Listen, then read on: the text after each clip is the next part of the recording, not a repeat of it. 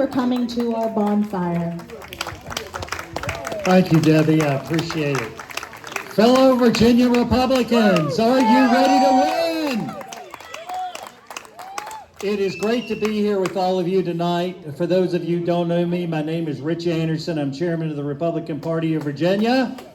And it is good to be with you. It's good to look out on this audience and to see so many people that I've come to know and respect through the years. It is good to see my former colleague from the Virginia House of Delegates, Delegate Mike Webber, who I served with for 8 years.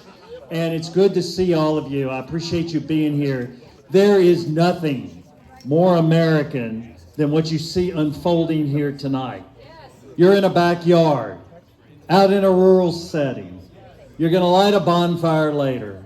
You're here in fellowship, and you're united in oneness about electing great conservative candidates this year to the United States House of Representatives and next year to the Senate and House of Delegates in Richmond. So I sincerely appreciate the opportunity to be here with you tonight. I live over in Prince William County in the central part of the county, the Hoadley Road, Davis Ford Road corridor. I'm a Roanoker by where I was born and raised. All my family's there. I was in the Air Force for 30 years, ended up at the Pentagon in an assignment, and went to the House of Delegates. So therefore, this part of the state has become my home.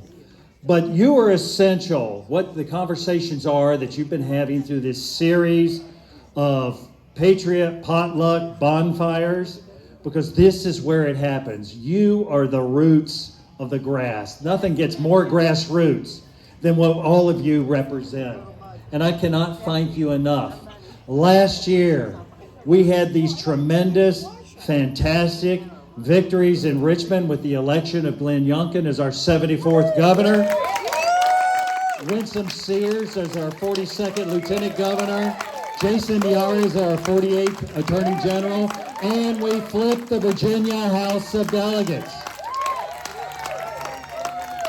We have proven that that can be done, and we must do it again this year in electing these great candidates on our side of the ticket who have presented themselves as candidates for federal office. This is the year when we will flip the 2nd Congressional District in Hampton Roads, the 7th Congressional District from Central Virginia on up into the northern area, and the 10th Congressional District of Loudoun and Prince William County. Like you, I reside in the 10th Congressional District, and it is absolutely essential that we elect Hung Cao to the United States House of Representatives this year, and that we send Speaker Nancy Pelosi packing, and that we relegate Chuck Schumer in the Senate to a minority caucus. Many of you have probably seen some of the reports that have come out that the Democrats regarding Hung have already gotten into the place they know well, and that's into the political gutter, referring to him as toxic. And even one Northern Virginia Politico referring to him as Cal blank. I won't say it here. Actually referring to him in that way, publicly subscribing to that sort of language. But you would come to expect that from individuals of the other party who believe in vetoing any parental involvement in the education of their children, who believe in the placement of pornography in our public schools, who disrespect, defund, and disincentivize our law enforcement officers, and who do an untold number of things to injure this country and this Commonwealth that we all know and love. And so it's absolutely essential that we elect Cal to office. I was so pleased to see Hung get that nomination. He is well positioned by temperament, by his love of country, by his commitment to service in and out of uniform, to doing what must be done to turn this country and Commonwealth around. So I'm very pleased with that. This year, after we finish the task before us and elect these great candidates on the 8th of November, I am devoted to pivoting in body, mind, spirit and soul to the state elections, where we want to expand our Republican majority in the Virginia House of Delegates to ensure that Mike Weber and others go back to an even strengthened House of Delegates, and to flipping 2 or 3 seats in the Senate of Virginia and making that a Republican majority body once again. If we do that, Governor Youngkin can then focus his vision in the second half of his administration of moving Virginia to full realization of those things he promised Virginians he would do, and yet which a Democrat majority in the Virginia Senate has been blockading. Those Democrats, and particularly one of them, Senator Louise Lucas of Portsmouth, likes to refer to herself as the brick wall to Republican realization of their agenda, which a majority of Virginia voters voted for last year. But I can tell you what, we have a jackhammer who is going to break that wall to pieces, and his name is Governor Glenn Youngkin. And so that task lies before us. And so in order to do that, what I need you to do, what your Republican Party of Virginia needs you to do, what our governor, lieutenant governor, and attorney general, and more importantly, the people of Virginia need you to do, is to be up into your posts. We need you to volunteer, as you're now doing. You're here tonight because you share concerns about the directions of this Commonwealth. And I think you understand that we are poised on the precipice of finishing the work that we started last year. We'll finish it this year with the United States House of Representatives and the United States Senate, and we will really finish it next year with the House of Delegates and the Senate of Virginia.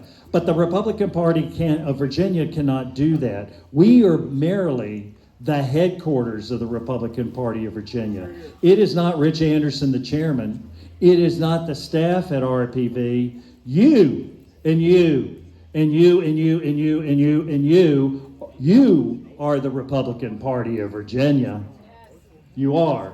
And so that's where we need you to volunteer, to knock on doors, to reach deeply into your wallets and pocketbooks, to receive training as poll workers and as elections officials, because we got smart with all the things that happened in 2020 and engaged in 2021, and you saw the outcome. We had significant Republican footprints in these polling places, and that is very basic, that is very essential, that is very crucial to this process. So for those of you who are here tonight and others who are not, we need everyone to step forward this year and reach down in ways that we simply have not done in recent memory as a party.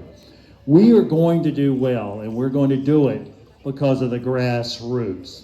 And so with that, I sincerely appreciate you being here tonight. Debbie, I appreciate the invitation to be here tonight, you and Chris, opening your home to these good, tried, and true citizens of our Commonwealth. And I tell you, it is such a privilege to be chairman of this great Republican Party of Virginia because of all of you.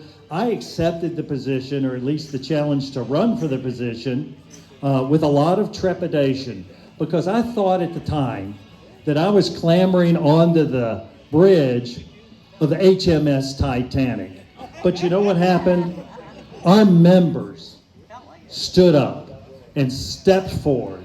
And we had 3 great candidates to run for public office last year. And you know what we did? We steered around every iceberg that stood in our way. And so we're going to do that in the out years, but we're going to do that not because of me or anybody else at your state party headquarters, but because of all of you. I look forward to talking to as many people as I can tonight. Thank you so much for what you do for this party. God bless all of you, and God bless this great country in which we live.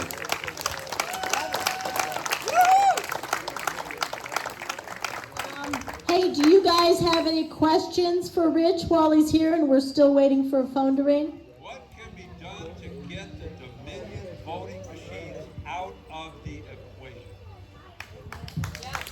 That's a very good question. Now I will tell you this, what I do know, because we looked at this at the state party headquarters after the 2020 election, and there were 31 of 130 jurisdictions, voting jurisdictions in Virginia, that used Dominion voting machines. The rest used machines manufactured by other companies, by other vendors.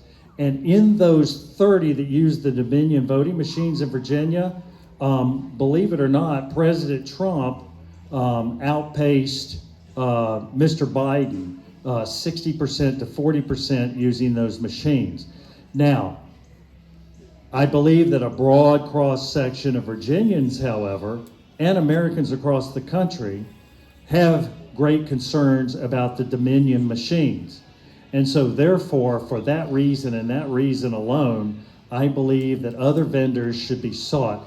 The Republican Party of Virginia doesn't, unfortunately, have a say in that, because in the end, we're a private entity. We're a limited liability company, an LLC.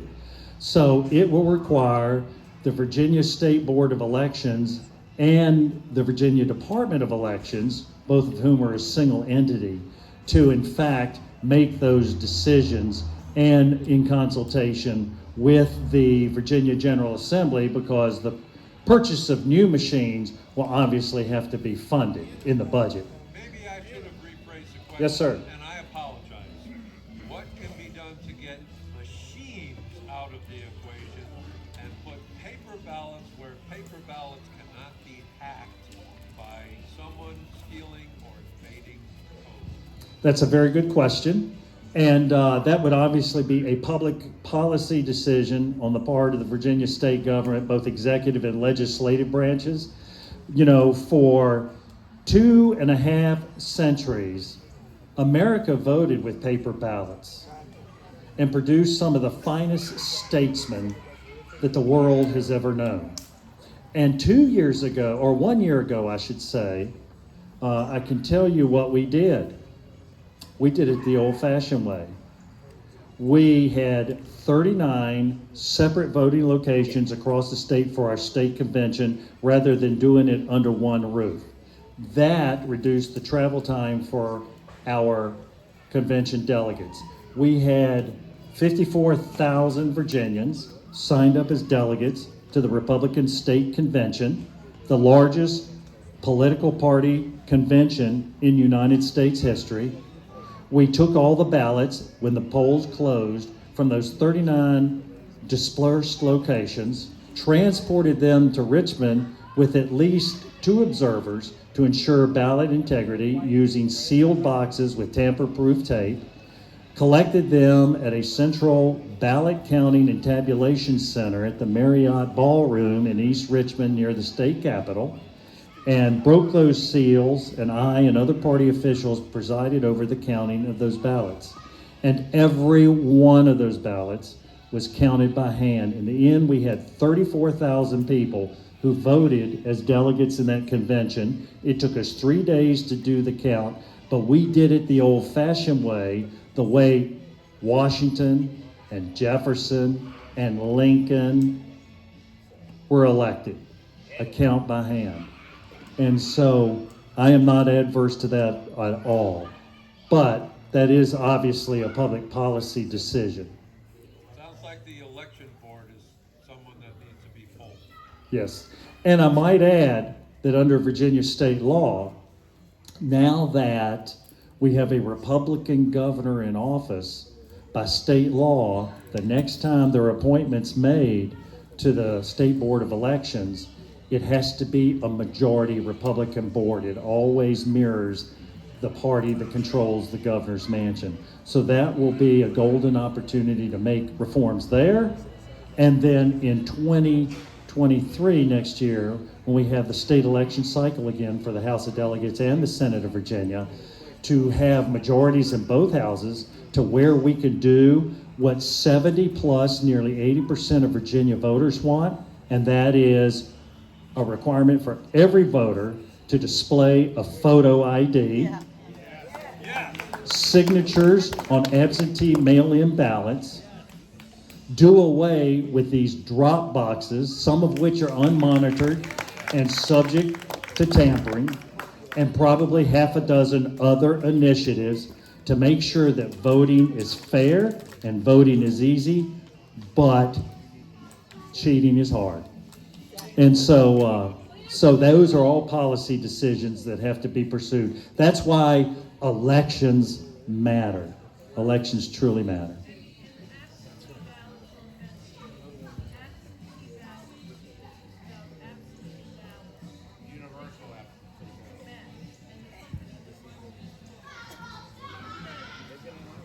Right, right.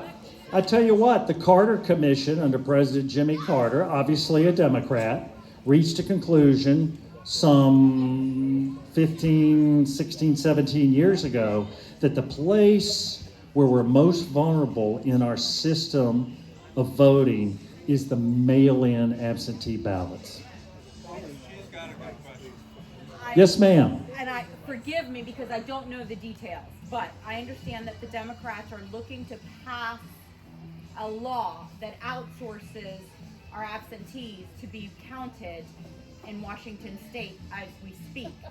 Can you speak to that? Because I think that Yes, we I need to be can. aware of that. And I'm familiar with that from various public media where I've read about it. I was first contacted by Delegate Dave LaRock about this issue. And he explained to me that the Virginia General Assembly had passed legislation that permitted registrars of voters and commissioners of voters in the various jurisdictions around Virginia that in order to more effectively, in their view, to manage the system of mail-in absentee ballots, that they could outsource it to vendors around the country. And there is a proposal in Loudoun County to outsource it to a company that is based in Washington State. And so what I did was the Loudoun County Republican Committee came to me and asked me if they could pass a resolution, which they didn't need to ask me, they can do that on their own cognizance, but if they would pass a resolution, which would be a public statement urging the Loudoun County Registrar of Voters, who they had worked well with in the past, that even though they had that authority, that they would forego that authority and do all that work in-house. And I permitted them to include my name in that resolution as state party chair. If I may address, that act releases all control from the state. The states have the right and are required to count their votes. Once we start to outsource it, we're giving the left all power completely. So I would suggest anyone that is connected in the Republican Party to really think about that, because it would not, and I will do everything in my power to bring that to light, because the minute that the Republican Party starts to agree and outsource it out to another state, we have given up all power. And so the states are required to count their votes, and they cannot take it away from us. Right. By outsourcing it, it violates something that I think is sacrosanct and essential, and that is there should never be anything that comes between the voter and the ballot box. And when you introduce non-governmental officials to handle those things, you have introduced an outside third party. And I think that's dangerous, a dangerous precedent to set. The Republican Party, And I think probably Delegate Weber has something to add. So I was gonna ask him to speak, so since he's here. Sorry. I had no intention of speaking. I was going to let my good friend Rich do all the talking. But Because Rich is one of the biggest reasons why we have a Republican governor and why I am the majority whip for the Republican caucus. The best part about that is majority. yep, Okay? To address the lady's question, I carried several election integrity bills this year. One of the biggest issues that we have is permanent absentee. You can click on permanent absentee and you will always get an absentee ballot mailed to you. In today's day and age, people move. COVID slowed that down a little bit, but people move. So the election integrity there is put in question. The problem that we have, ma'am, right now is to pass a law in that regard requires us to switch the majority of our Senate next year. Because a law of which you were just talking about, Dave LaRocque, myself, numerous other delegates would be more than happy to carry, stating that all ballots need to be counted in the Commonwealth of Virginia, regardless of where they're cast, whether it's an absentee ballot or in person. We'd be happy to carry that. The problem is you have a Democrat Senate. So if all of you want to change that, you saw the triad last year, or over the last 2 years. You saw what they passed. There's a reason we're having barbecues during COVID, right? If you want to change that, this year with Hung Cao, who's an excellent candidate, by proof of the way in which he won, I will say, and next year particularly, we continue the majority in the House of Delegates, and we get a majority in the Senate. That is the key. Elections matter, and then we can pass that legislation without a problem. Ballot harvesting is legal in Virginia now. We've got to reverse that. And we had and I agree. And we had legislation to stop that. I had legislation to stop permanent absentee. However, we have a Democrat-controlled Senate. So when I passed a bill in the House, which I passed a lot, voter ID. How many here like showing their ID when they go to vote? Yeah, I figured it would be 100%. It's an 80% issue. I passed a bill out of the House to reestablish voter ID. The Senate killed it without even a hearing. So next year matters. This year matters absolutely, because we've got a great candidate in Hung Cao. I'm telling you right now. Absolutely. But if we want to pass legislation to require those types of things, then we need to take back the Senate too. Because Glenn Youngkin, man, love the guy, right? He needs help. He's got help in the House. He needs help in the Senate. He needs the Senate. Yes, ma'am. Sorry. I'm going to hand it back off to Rich. That's great. No, this is for you also. So how do we get our judges to give us back the fourth arm of government where we, the people, can walk into a grand jury and ask for a special grand jury and investigate the public corruption that's throughout Virginia? Okay, so that actually depends on, again, I'm going to bring up the Senate. Okay, so here's how judges work in the Commonwealth of Virginia. They're appointed by the General Assembly and the Senate concur. They're elected by us. Right. However, we have to have the Senate to This concur. has nothing to do with that. The fourth arm of government belongs to us. It's the grand jury. And we should be able to walk into any grand jury and ask for a special grand jury. We have to bring our own indictments. We have to do the order. But we're being blocked by Commonwealth attorneys and judges, even though our Supreme Court has stated we have that right. Yeah. Okay, so hold on. I'm going to say this right now. So your local Commonwealth attorneys, depending on the locality, handle some of that, correct? Correct. The one So- in Culpeper, which is a constitutional county, will not block you.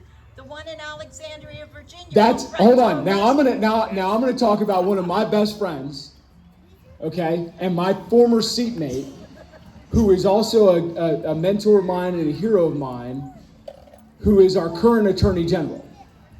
He's not doing anything. He is attacking liberal Commonwealth attorneys on a regular basis.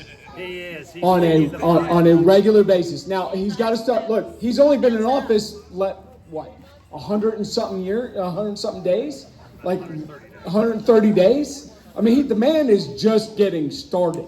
He let go of 35 people in his office because they didn't agree with him. And he got attacked by the liberal media. I mean, come on. It's like literally the man is just getting started. Hold on. Let me give you an example about elections matter and what Jason is doing. For instance, President Biden impaneled this, what do they call it, disinformation panel. Ministry of Truth, which has been employed in numerous nations throughout American history, European history, world history by despots. He impaneled this group. Jason led a coalition of 20 state attorneys general and brought such excruciating heat on the federal government that they have paused the commission and its chair has resigned. And so Jason is focused on those things.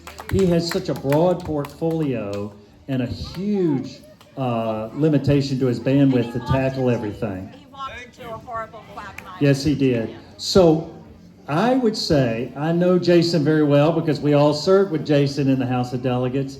He is a pit bull.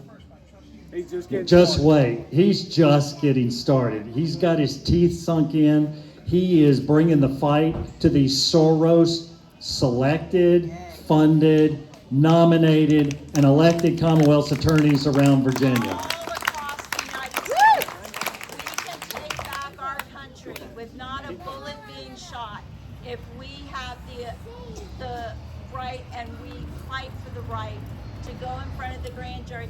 No different than the Russian hoax, which we spent $40 million on. So I'll just say this: contact my office, and I will. I literally had Jason was here for our sheriff's awards and all that stuff, and we had a conversation afterwards. I'd be happy to bring it up to him. I would be more than happy to bring it up to him because I mean that's crucial to our government. You know, you're right. But so we do have a way of doing it. I said and Scalia's and Powell from Virginia stated in their opinions that was our right to go in front of the grand jury. Well, that's why we have a law school in George Mason named after Anthony Scalia. I'm just saying. Yes, ma'am. So May 21st, awesome day. I counted paper ballots. It was so smooth. It went great. I was privileged to be a part of it. However, we did have problems with Republicans coming in to vote, and there was a D stating that they voted for a primary in the past. They swore up and down they never ever voted in a Democratic primary. There were a lot of them. And this seemed to be not just in Prince William in the 10th, but we heard about it. That's a good question for me because I do politics, he does policy. Yes. Those are the two separate lanes we drive in. And Governor Youngkin and I have an agreement. I don't get involved in policy. That's his job. So that's a political question. And I was at the 5th Congressional District Convention in Farmville last Saturday. And so I was not present there, but you worked there.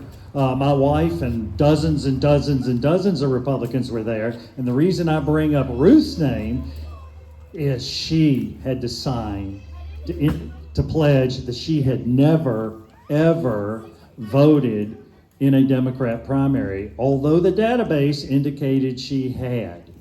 And I can tell you, my wife was a member of the Prince William Board of County Supervisors, and hot spikes under her fingernails would not have her vote for a liberal candidate. Let me assure you that.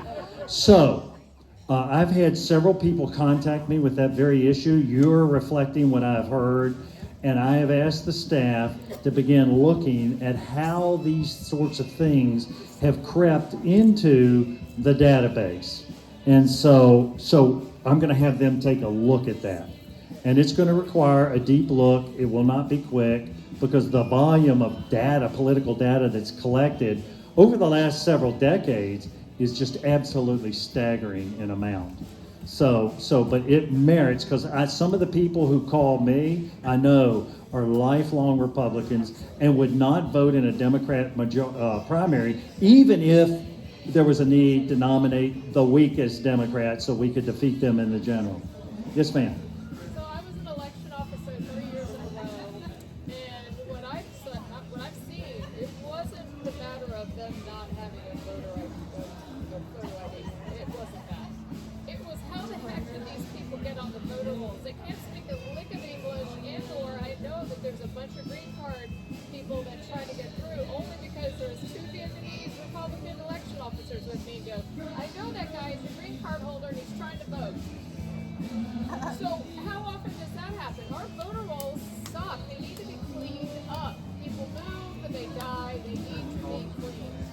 Correct. One of the things I found as a candidate running in 8 different primaries for the House of Delegates, that I would knock on a door and my database would have people at that door of one name, a family, and then 4 more people of another name, and sometimes a third family listed. That many had accumulated at that address. They were prior owners of the home who had moved, and they had not been cleansed from the rolls, likely because they had moved out of state, and we didn't have a reciprocity agreement with another state to notify us that they were in fact in a new state and therefore should be taken off our rolls. And the vulnerability that creates is they could, in a national election for president, vice president, vote in both states. It's impossible to determine how often that happens or what the prevalence is, but it's a vulnerability. You're right, especially now that they don't even require your card to be recent. You can have an expired ID when you No, live back there. if I could, you don't even need an ID right now. And that's also why next year is important. And then I'd also like to point out that we had passed legislation numerous times to clean up our voter rolls, to mandate that registrars clean up our voter rolls. Terry McAuliffe and Northam vetoed those pieces of legislation. And that's why elections matter. This year matters on the federal level for Huncal, and next year matters in the Senate. Period. Sorry. Is that how you answer? Yes. That is a phenomenal answer to the question. What was the question? Okay. We haven't gotten it yet, but she's my friend. I haven't seen her in a lot of months. She's down in the Roanoke area, which is my hometown. Yes, ma'am. First of all, thank you both for everything that you've done. Secondly, it's great to talk about all the election integrity issues with the Democrats, but not enough people are discussing the election integrity issues in the party. It's been a dictatorship. You have a small number of people controlling outcomes of elections, and they're cheating and committing fraud. And I'm going to be on the long path to make sure that the party plan is amended so that way we have fair and honest elections with the 14th Amendment Constitution due process. And that is, I'm in it for the long haul. I know you are. To make sure that there are changes so that bad things that are happening in every election that I've seen don't happen to other people. Too many people in the Republican Party have laid down when absolutely horrible things have happened over time. And we're going to be part of the positive change moving forward. So thank you for everything that you do. Just wanted to bring that up. Thank you. Other questions? So you guys, you know, Rich came into office, he too, like Glenn Youngkin, went into office with a lot of problems. And from what I've understood, he has really dedicated himself into making some positive changes in the GOP, that you actually saw forums and you saw candidates listed on their website, and they've been educating people and working with people. So, and my understanding is you put together a committee to look at how your party's organized and the different things that are going on. So he is the face of change. He is dedicated to that end. Now, it doesn't mean that we don't have problems and there aren't concerns, but what does it take? It takes people like you stepping up. What I have done is all of the operations of the Republican Party of Virginia, like the parties of every state, are governed by a document called the State Party Plan. And it is passed by the State Central Committee, which is an 80-person body elected by the 11 different congressional districts, and they are the governing body of the Commonwealth of Virginia Republican Party. They make the policies, and then my job as chairman is to go execute those policies. Well, amendments to the state party plan are what she was addressing, and I have formed a state party plan committee, and I have asked them to do a deep review of our state party plan where we can affect changes for party-run processes on how we nominate candidates, namely canvasses, firehouse primaries, and conventions. we cannot govern the state-run primary, which this year is on the 21st of June, which is the third Tuesday in June. By state law, now, those primaries, public primaries, are done the third Tuesday in June. But I want to do a deep look at the state party plan. I do think that there is a number of provisions there that are outdated, outmoded, and are not responsive to the needs of voters, and I hear it in my travels throughout the state constantly, not just in this forum, but in dozens and dozens of forums. So I'm going to look at that. Seeing this gentleman right here, I'd like to address one thing, and that is he said something up here about the 2019 election cycle. The 2019 election cycle is when we lost Republican majorities in the Virginia House of Delegates and the Senate of Virginia. And a major contributing factor for that was that fully 25% of those seats, almost 36 of them, had no Republican candidate running. They were sure pickups for this damaging Democrat Party that seized control of our House and our Senate here in Virginia. I vowed in running for state party chairman in 2020 that in 2021, we would not let a single seat in the House of Delegates last year go uncontested. How many do we have, Reg? How many do we have? 100. 100. And my intention is that in 2023, we will again have 100 candidates for the House of Delegates and 40 Republican candidates for the Senate of Virginia, no matter how blue the area, no matter how much the odds are stacked against us, no matter what the demographics are, we will take the fight to the people in the fall of 2023, and my intention is we will win. So that was a good observation, sir. Plain as day. Yes.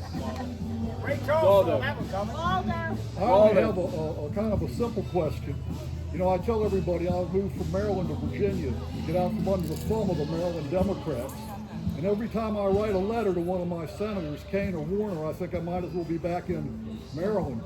I hope you've got on your eye something about getting those two SOBs out of there. Well, we will next have a U.S. Senate election in 2024, so 2 years from now. I already have 3 different individuals who have contacted me interested in running for the United States Senate.